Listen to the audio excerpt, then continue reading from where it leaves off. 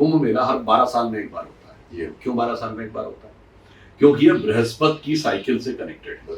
हर 12 साल के बाद जुपिटर ग्रह उसी राशि पर वापस आता है, इसीलिए हर 12 साल के बाद, अब जैसे ये जहां तक मुझे ध्यान है, ये जब चंद्रमा वृष राशि पे होता है, बृहस्पति वृष राशि पे होता है, तो प्रयाग का महाकुंभ होता है। तो उज्जैन का, हरिद्वार का, नासिक का अलग अलग राशियों के आधार पर होता है। इसका मतलब ये तो मानना पड़ेगा हजारों सालों से हमारे यहाँ कुंभ मेला हो रहा है, तो बृहस्पति की रोटेशन साइकिल हमें 12 साल बताती है। मैं दूसरा उदाहरण बताना चाहता हूँ, और दूसरा उदाहरण बताना चाहता हूँ। आपने पितामह भीष्म का वो जिसे कहते नहीं है कि कालजयी रोल किया।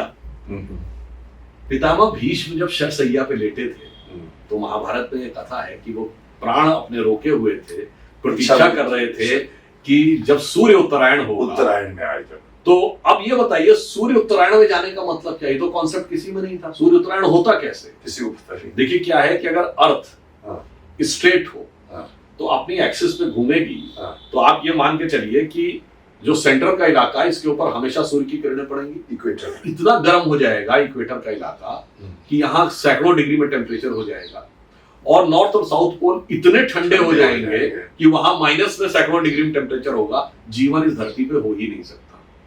तो ये गलत था। अब क्या है, ये चूंकि 23.5 डिग्री पे जिसको एक्सियल टिल्ट कहते हैं, इसकी वजह से 6 महीने सूर्य की किरणें यहाँ पड़ती हैं, फिर 6 महीने यहाँ पर पड़ती हैं। The transit happens from southern to northern hemisphere every 6 month. It is because of the axial tilt. और इसमें कहीं कोई किंतु परंतु नहीं, जैसे इस साल इस समय 14 जनवरी को पड़ती है, तो ये तो हमारे परंपरा से है, मकर संक्रांति 14 जनवरी को पड़ती है। तो आज तो जो नासा का कैलकुलेशन भी बताता है कि 22 दिसंबर के बाद ट्रांजिट होना शुरू होता है upward from southern to northern. इसका मतलब the axial tilt, the rotation of earth and its subsequent transit from southern to northern hemisphere हमें महाभारत काल से पता था।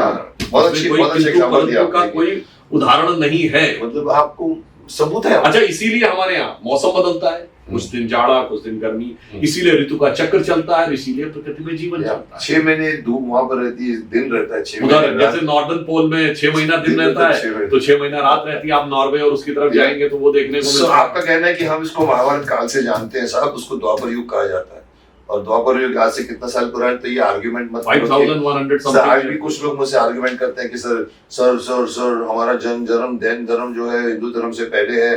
मैंने कहा देखो, सभी धर्म हमारे हिंदू धर्म से निकले। मैं अभी भी इस पे खड़ा हुआ हूँ।